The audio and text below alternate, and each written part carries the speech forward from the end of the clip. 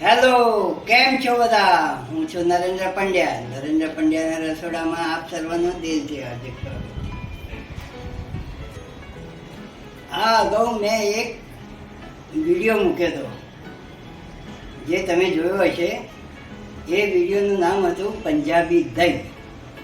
હું પંજાબ ફરવા ગયો હતો ત્યારે દહીંનો વિડીયો હું ત્યાંથી જાણીને આવ્યો હતો કઈ રીતે પંજાબી દહીં બનાવવું. તો એમાં પ્રોસિજર બહુ મોટી હતી.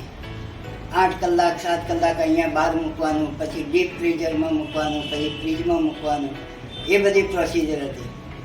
પછી મને થયું કે આ તો બહુ મોટી પ્રોસિજર છે અને અચાનક જ આપણે દહીંની જરૂર પડે તો આપણે શું કરવું જોઈએ.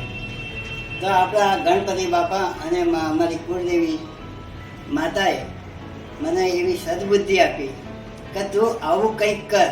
જો દહીં બને છે તો મેં એક વખત ટ્રાય કર્યો તો દહીં બની ગયું, અને એ પણ ફક્ત 15 મિનિટમાં જ. કોઈ વખતે આપણે કરફ્યુ લાગ્યો હોય, જો કે મોદી દાદાના સરકારમાં તો કરફ્યુ લાગવાનો સવાલ જ નથી, પણ આ કોરોના જેવો કે બની ગયો હોય અને દુકાનો બંધ હોય ને આપણે દહીં ખાવું હોય તો શું કરવું જોઈએ? તો દૂધમાંથી આપણે કઈ રીતે ફટાફટ દહીં બને, અને એ પણ ફક્ત 15 મિનિટમાં જ. ઇન્સ્ટન્ટ દહીં કઈ રીતના બને, ચલો એના માટે આપણે પ્રોસિજર જોઈ લઈશું અને એમાં શું શું સામગ્રી જોઈએ એ પણ જોઈ લઈએ. ચલો ત્યારે.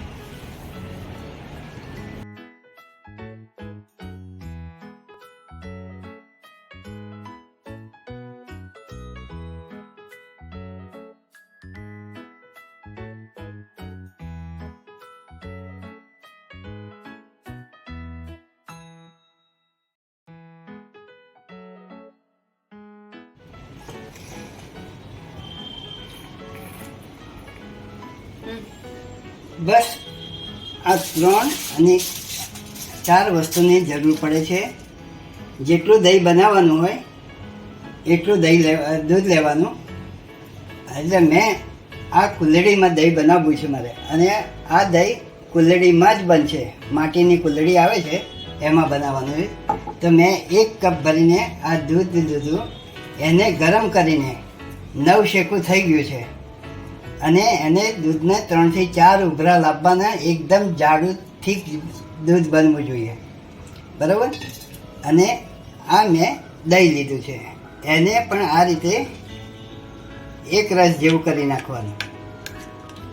આમાં પાણી બાણી કશું જ નાખવાનું નથી, ફક્ત દહીં વલોવી કાઢવાનું છે. આ મેં તૈયાર રાખ્યું છે.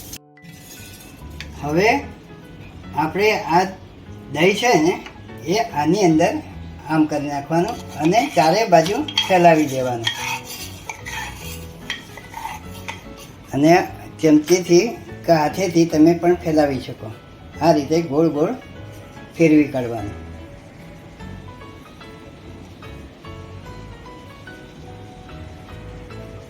કેક સુધી કરી નાખવાનું. અને પછી આની અંદર જે ગરમ કરેલું હુંફાળું દૂધ છે ને એ નાખવાનું છે. આમાં આપણો ફિંગર જાય એટલું ગરમ રાખવાનું, બરાબર.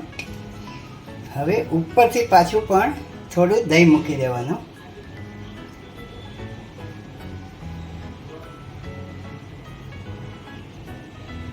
બસ. અને જે આપણે વઘારમાં લાલ મરચાં સૂકા લઈએ છીએ ને એમાંના 1 અગર કે 2, તમારે જે 1 મૂકો તો વાંધો નથી, હું પણ 2 મૂકું છું, બરાબર. અને આ કુલ્લડીને આપણે પેપર ફોઇલ આવે છે ને, આ ટાઈપનું પેપર ફોઇલ આવે એનાથી ઢાંકી દેવાનું છે, ટાઈટ કરવાનું.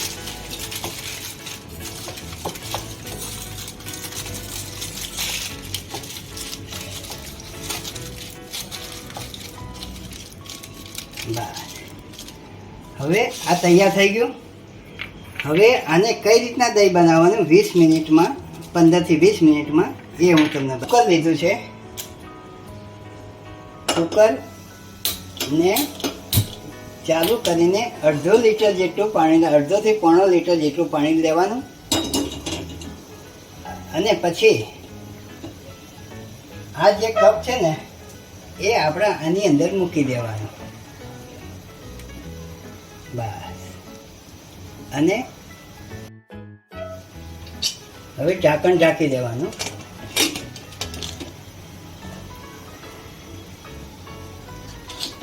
અને આ જે સીટી છે ને એ કાઢી નાખવાની, એ ભૂલતા નહીં કાઢવાની.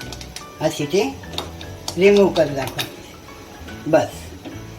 હવે ફક્ત 20 મિનિટ આપણે રવા દઈએ અને ત્યાં સુધીમાં દહીં તૈયાર થઈ જશે. સાફીને ઓપન કરી નાખવાનું.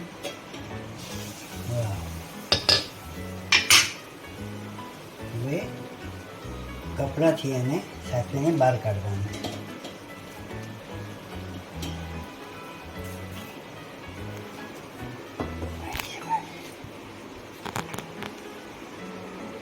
હવે થોડું ઠંડુ થવા દઈએ આપણે, એટલે દહીં આપણું તૈયાર હશે. હવે આ એકદમ ઠંડુ થઈ ગયું છે, તો હવે આપણે આ પેપર કાઢી દેવાનું.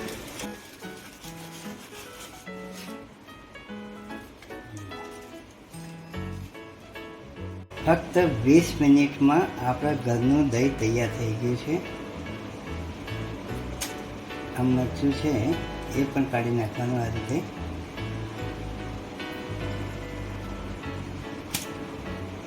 તમે જોઈ શકો છો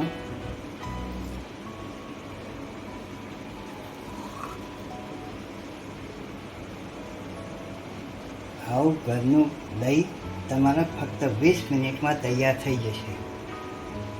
આને સ્ટીમ દહીં પણ કહેવામાં આવે છે. સ્ટીમની અંદર બનેલું દહીં જે આપણે કુકરમાં મૂકીએ છીએ એના વરાળથી આ દહીં બન્યું છે. તો અચૂક તમે પણ બનાવજો. જ્યારે પણ ઇન્સ્ટન્ટ દહીંની જરૂર પડે તો અડધા કલાકમાં આ દહીં તૈયાર થઈ જશે. તો તમે પણ બનાવજો અને નરેન્દ્રભાઈની ચેનલને લાઈક, શેર અને સબસ્ક્રાઈબ પણ કરજો. બરાબર. હર મહાદેવ.